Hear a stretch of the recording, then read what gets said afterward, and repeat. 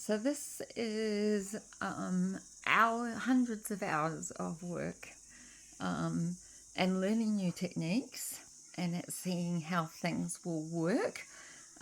We have really stretched ourselves on this. So the base piece is Macrocarpa, and it is oiled with linseed oil.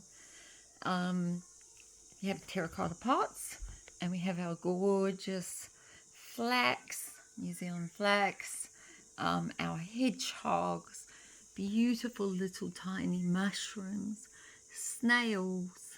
You have worms and more mushrooms, and then the snowdrops, which are absolutely beautiful.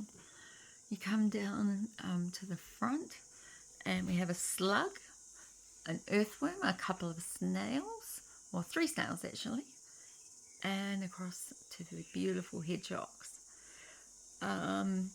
Every piece has been handmade, obviously, and it is crafted. So over here we have a little turtle, or a tortoise I should say, and some worms coming through, and our mushrooms. All in all, we are very proud of ourselves.